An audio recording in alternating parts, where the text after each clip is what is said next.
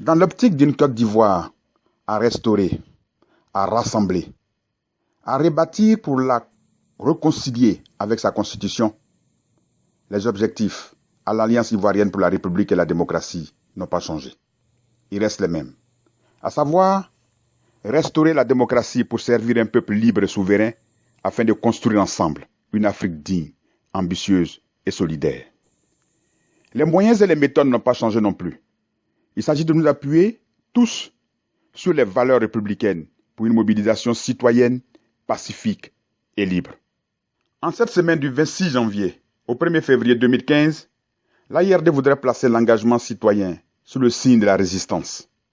Cette semaine termine le mois de janvier et entame le mois de février.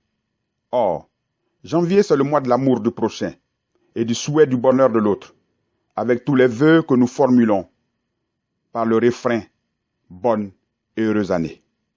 C'est le mois de l'espérance nouvelle. Février, quant à lui, c'est le mois de l'amour avec la Saint-Valentin. Or, aimer, c'est aussi résister. En effet, résister, c'est faire obstacle à une action ou à une force. C'est aussi ne pas céder par la force. Ce n'est pas s'altérer sous l'effet d'un agent extérieur. C'est supporter quelque chose et tenir jusqu'à la victoire finale. Un résistant est celui qui supporte les épreuves, ou celui qui évite de tomber dans le jeu de l'adversaire en refusant de faire partie de son projet du mal. Résister, c'est rejeter toujours. Oui, rejeter tout ce qui est jugé mauvais par la morale ou la raison. Résister, c'est donc s'appuyer sur la raison et les valeurs pour dire non. La résistance revient à refuser la facilité, à refuser qu'on abuse de nous. La résistance, c'est choisir le camp des valeurs et de l'éthique. C'est choisir la morale et la probité. C'est choisir le combat contre l'injustice et pour les autres. C'est choisir l'amour du prochain et du service. C'est se battre pour l'autre, même s'il ne le sait pas. En un mot, c'est choisir l'avenir. Ne pas simplement se contenter d'être d'une ethnie, mais être du haut de la pyramide de l'État-nation.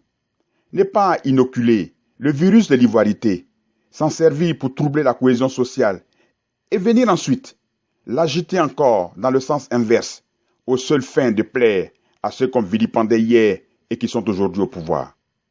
Ne soyons pas de tels crayons, ne soyons pas de telles plumes, ne soyons pas de telles langues qui assassinent plus qu'une arme de guerre. Éloignons-nous de ceux qui écrivent et changent de camp avant même que ne sèche l'encre. Résister, c'est être exigeant avec soi-même et placer l'amour de la liberté en tête de marche de la colonne judicieusement ordonnée et constituée de l'amour entre les races, de l'amour pour la patrie, de l'amour pour l'humanité, de l'amour de la collectivité à laquelle on appartient, de l'amour de la famille, de l'amour entre époux et de l'amour du travail. Liberté et tolérance sont les bases de la liberté d'expression. Soyons libres à l'égard de tous et esclaves de notre seule conscience, afin qu'aucun régime, de quelque bord, ne vienne toucher à nos libertés fondamentales, hélas, encore piétinées. Nul n'est libre, s'il n'est à la fois maître de soi et de son destin. Sur la mer des épreuves, sur l'océan des épreuves, un résistant doit être capable de marcher dans la droiture. Toutes les révolutions échouent en Afrique parce qu'elles ne se battent pas pour les populations, mais pour un clan.